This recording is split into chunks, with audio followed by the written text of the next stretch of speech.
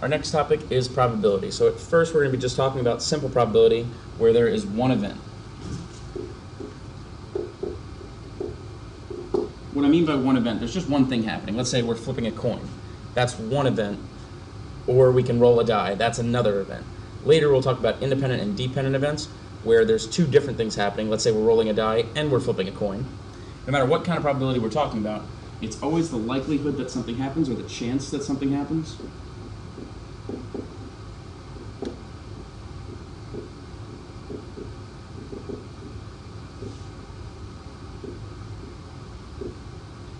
And the way we're going to write that, we're going to write a P and then parentheses, and we're going to put the thing that we want to happen inside the parentheses. So let's say we're talking about flipping a coin.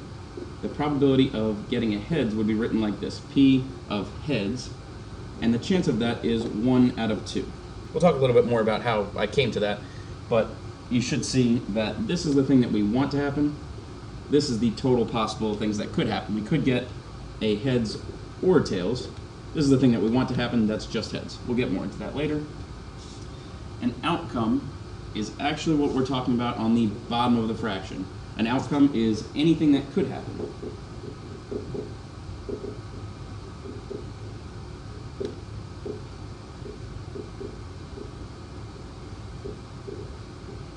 Alright, so in the coin example, there are two outcomes. There's heads, and there is tails. You have two possible things that can happen. That's the number that goes on the bottom. The one that we want to have happen, that's the number that goes on top. A sample space is all of our possible outcomes.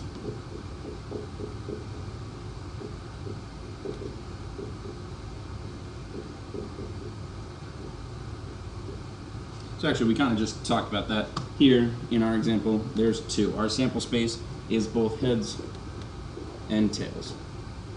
All of the possible things that could happen is our sample space. Alright, so before we actually get into solving problems, we just want to come up with a formula that shows us how to solve any of these types of problems. Really, it's every single probability problem that you could imagine is solved in the exact same way. It's always the favorable outcomes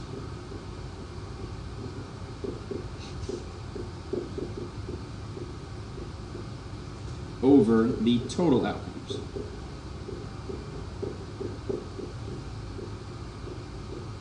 I'm going to give a quick example of that so you can really think about what a favorable outcome is and what all of the outcomes are.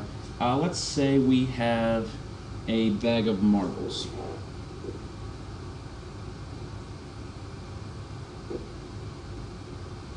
We have 3 red ones and we have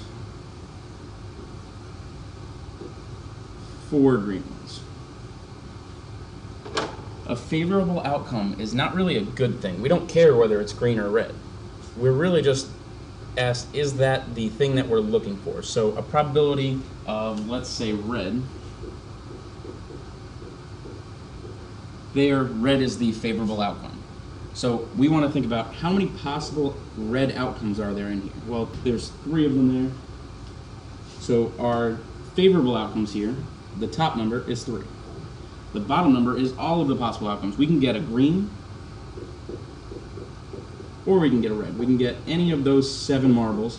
That's our total outcome, so it's 3 out of 7. So again, this does not have to be a good thing. It really isn't this event. Some things that we want to keep in mind as we go through these probability questions.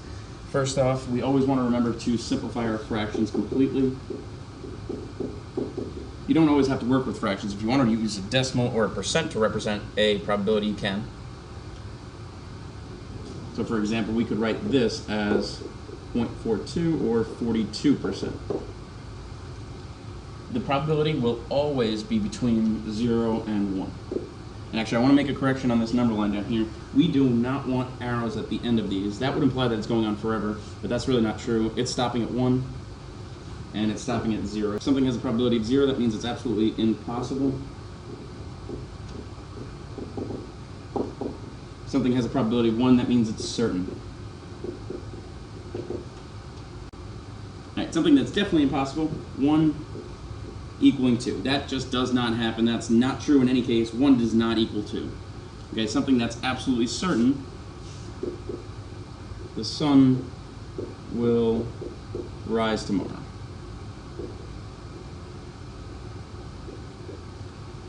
All right, something that's equally likely to happen and not happen is a heads on a coin flip. As we get closer and closer to 0, we have things that are more unlikely.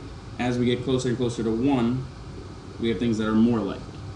So the closer the probability is to 1, the more likely it is that that event will occur.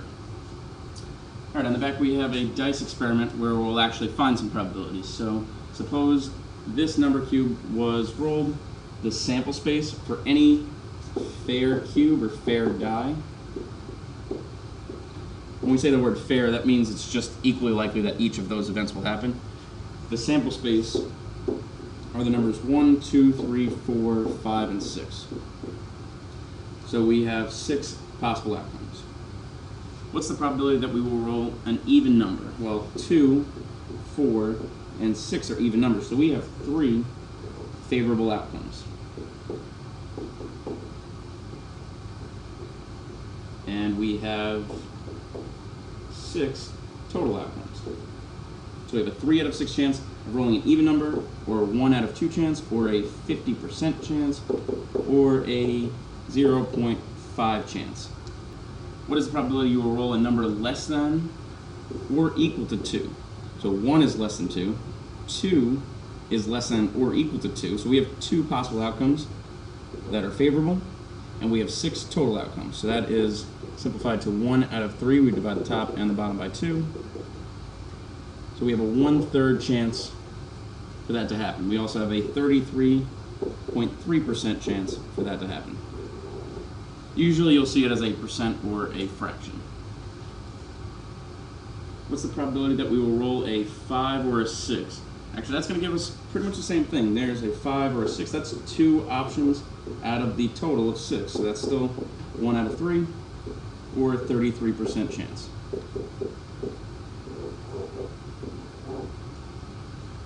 What's the probability that we will roll an odd number or a 4? So we're looking for either an odd number, that's 1, 3, and 5, or we can get a 4. Any of those are favorable. All of these 4 are favorable outcomes. We still have 6 total outcomes, so that's 6. So that's 4 out of 6, or 2 out of 3, or a 66.6% chance.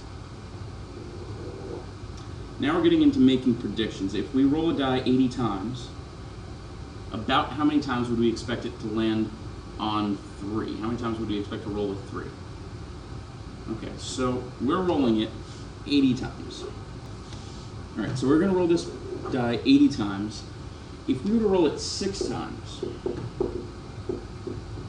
we would expect to roll a 3 once. That's why our probability is 1 out of 6. This is what we're expecting to happen. This is the total trials that it would take for us to expect that to happen. This is our expected, and this is our total. All right, so we know our new total. We're going to roll this die 80 times.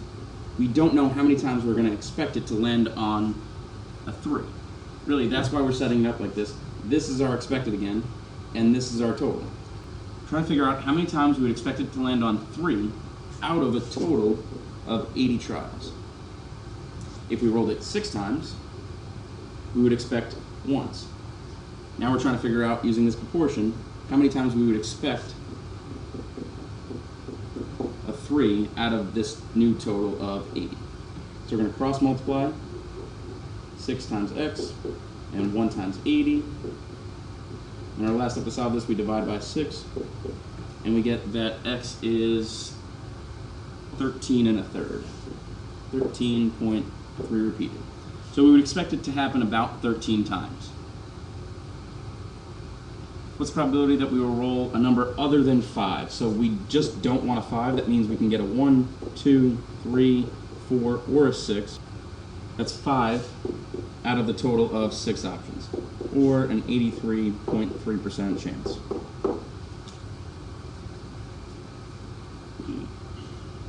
The next example, we're talking about a coin flip that has a sample space of heads or tails. Those are the only possible options. That means we have two possible outcomes. What's the probability that you will flip a coin and it will land on tails? That is one favorable outcome out of the total of two outcomes. That's 50% chance. Are we more likely to flip a heads or a tails? Why? It is equally likely, because they are both a 50% chance of happening.